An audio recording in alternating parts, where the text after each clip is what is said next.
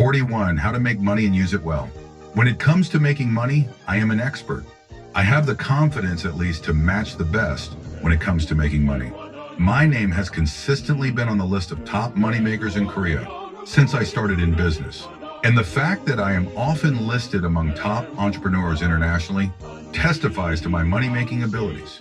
To put it simply, I know how to make money. Wherever I go, I immediately see where money's to be made.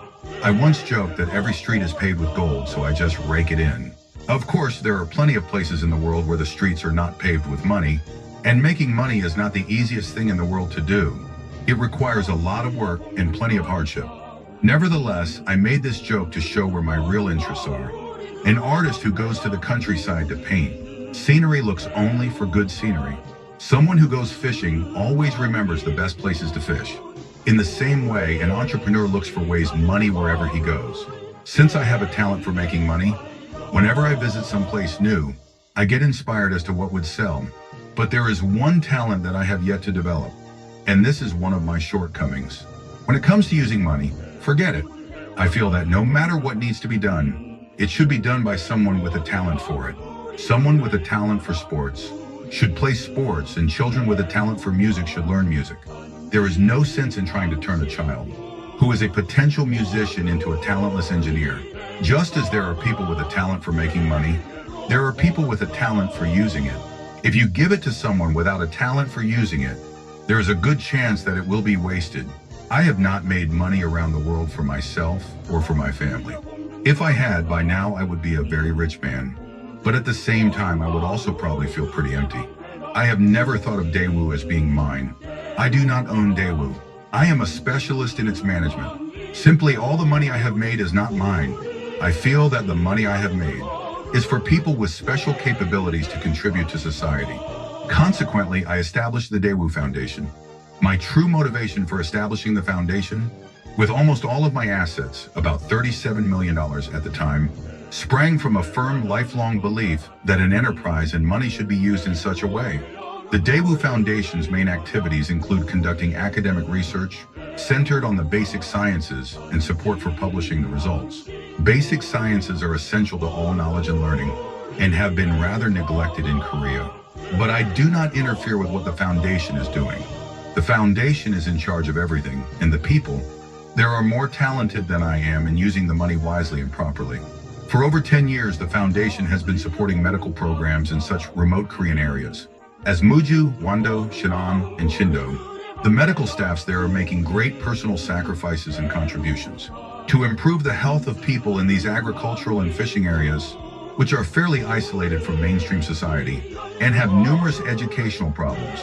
It is a task that no one would take without a true sense of mission. The dedication of these medical staffs is even more admirable when you consider that we live in a time when the benevolent act of healing can easily be turned into a means of great personal profit. Actually, I would like to expand the number of hospitals in such regions, but there are not enough doctors willing to make the sacrifice. So we select bright young people from these areas who have a sense of mission and support their education. When they complete their training, they can then return to their hometowns and carry on the work.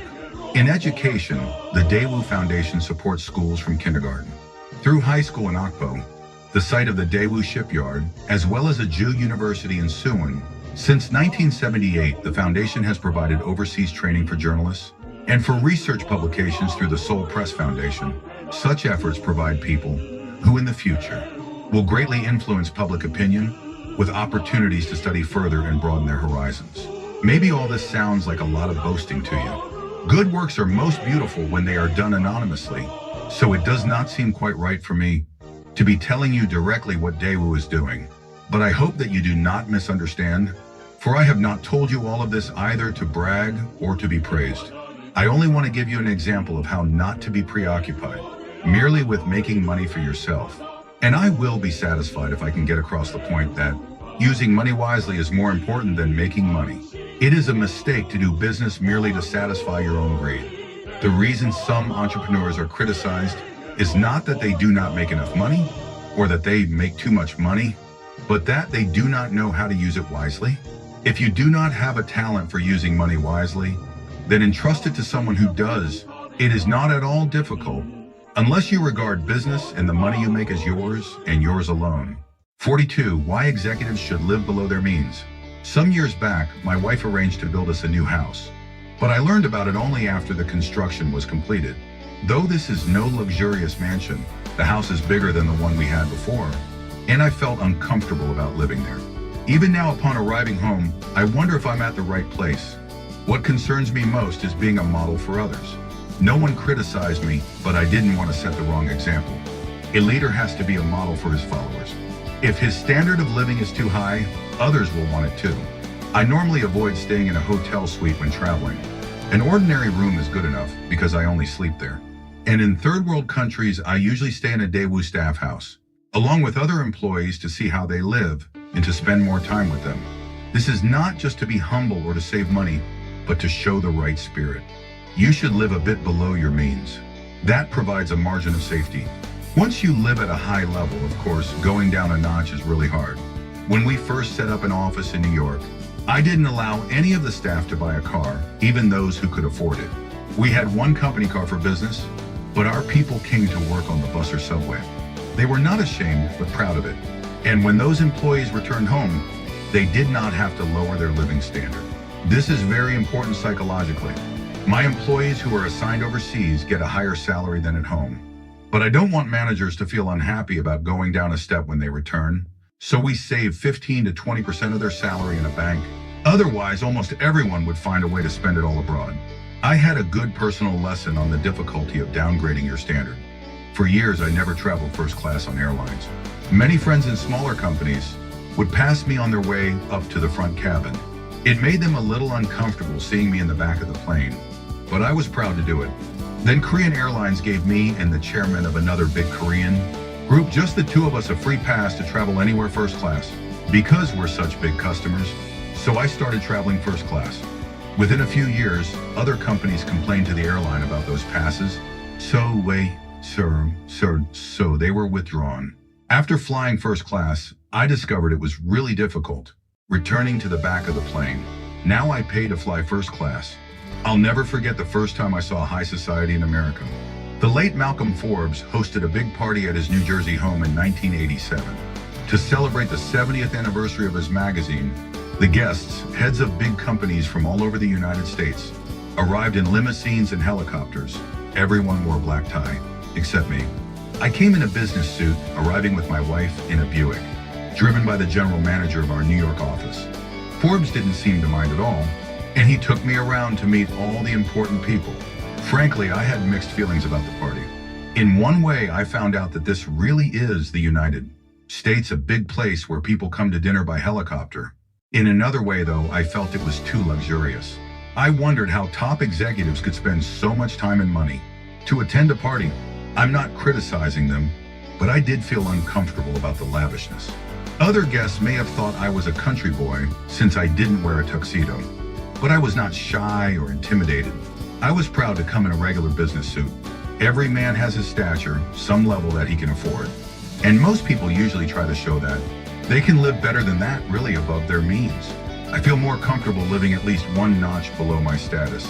When Daewoo had an office in the Empire State Building in the early 1970s, I used to stay nearby at a dilapidated hotel.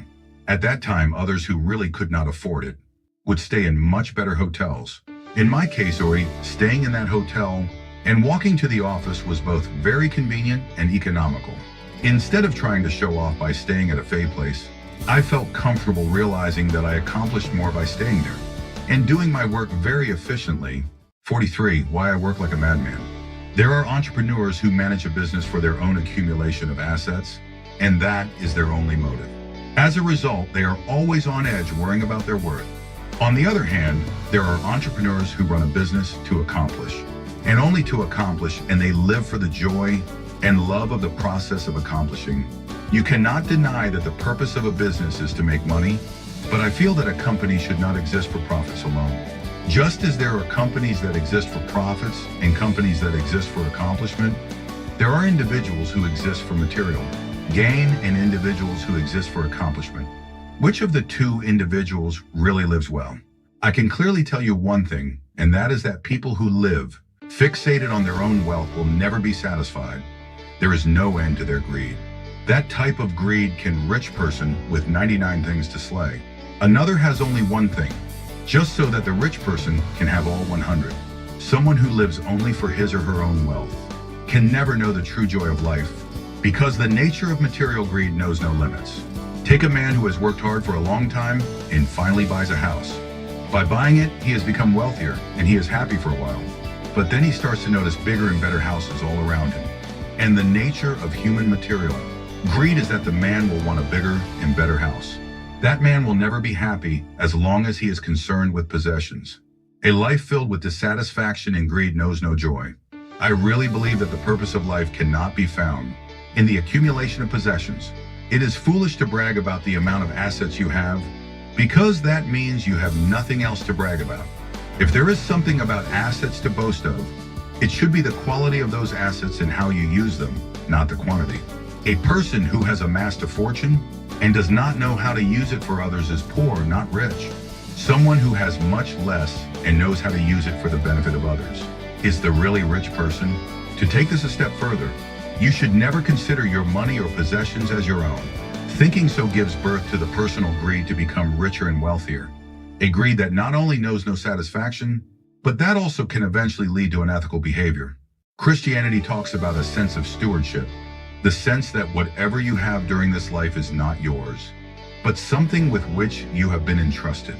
This carries with it a responsibility to take care of what you have and to use it properly for others. I like the sense of stewardship. People are limited in the sense that even if all of mankind dies, the universe will continue eternally, and what you consider to be yours forever will belong to someone else after you die. So we should be humble before the absolute laws of nature. In another sense, possessions are the beginning of suffering and anguish. That is why Buddhism stresses non-attachment and possessionlessness as the ways to true freedom. Although I am the executive of a huge corporation, I have no particular interest in possessions. People who think that an entrepreneur runs a corporation out of greed for possessions would never be able to understand the pure joy of accomplishment. In succeeding in making a large corporation or doing big business, they would consider me someone who thinks 24-hour days are too short, some kind of a fool if I were not doing all of this for my own wealth. But I have not worked like a madman just to make a few coins. I have been a hardcore workaholic for the joy of accomplishment.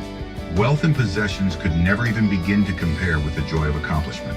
Involved in running a corporation, what drives me to work harder and harder are such things as the joy of doing what everyone said was impossible, and the joy of winning a contract with a better product on the international market. These things give meaning to my life and are the source of power behind my non-stop work. No matter how much money you have, you could not possibly own everything. There are limits to possessions. So I do not want to be remembered as a person who made money. To me, that would be an insult rather than a compliment. It would mean that there was nothing else to say about me as a person. I want to be remembered as one who accomplished.